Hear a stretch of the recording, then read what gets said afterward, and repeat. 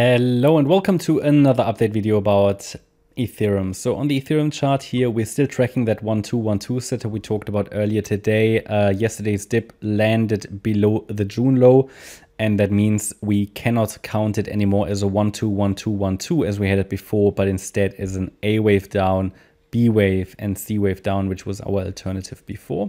So the question is now, all right, how much lower do we actually go, right? So the Fibonacci levels, let me just double check something. Yeah, the Fibonacci levels point towards another support at around 1534 and then 1457 in terms of Fib levels.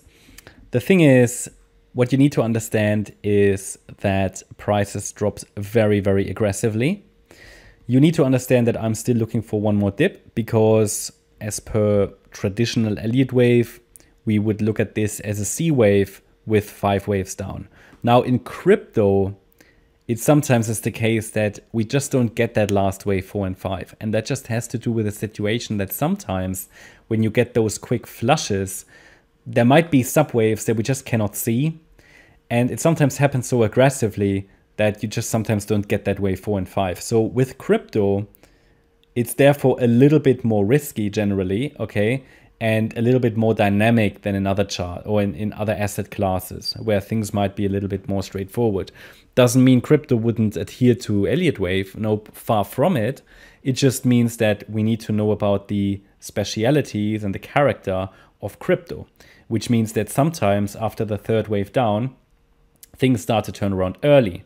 We might then label that as a WXY instead of an ABC structure. Okay, so that's just sort of what experience tells us. Which means I'm on the lookout for potential turnarounds from, in this area. The situation, however, is that I would need to see a break above 1720, which is the level we discussed yesterday, which is the beginning of that sell-off candle on a lower time frame where the selling volume started. So a break above that, especially if we see follow through above the $1,800 level, or let's even call it 1750 maybe. Oh no, 1 second. I know it needs to be above, oops. Yeah, it needs to be above, above 1800. If we see follow through above 1800, then I will assume the low is in. I'm not gonna wait for another low. But at the moment, I'm still primarily expecting one.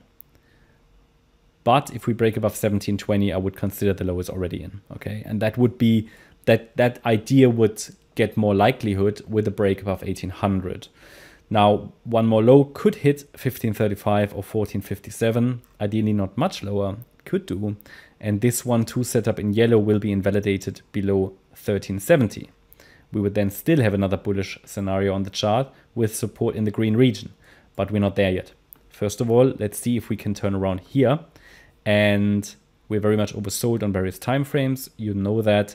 And also so far, very important to understand, we haven't called a low in place yet. We've still been waiting for lower lows. They happened, of course, more aggressively than assumed, okay? But still they happened. So we need to be on the lookout for those confirmations that the trend is shifting. So the problem is with such a price drop like yesterday, it can take quite a bit of price distance to be crossed before we can confirm a low in place. But that's basically it in a nutshell. Still looking at higher, yes. There will also be other scenarios after we've hit that one more low now. If we then move up correctively, okay, then of course we might be looking at this green support region, but we won't know that until we've made one more low and then see the structure of the advance that follows. Of course, as highlighted, massively oversold on various time frames. Here, the 4-hour chart, oversold, daily chart, still oversold. I would not be surprised if that development of this one more low, I mean, talking about here a wave 4 and a wave 5, yeah. If that happens over the weekend, I would not be terribly surprised. Given the strong decline, we could be in this range for a little while, yeah. Okay, that's my update about Ethereum.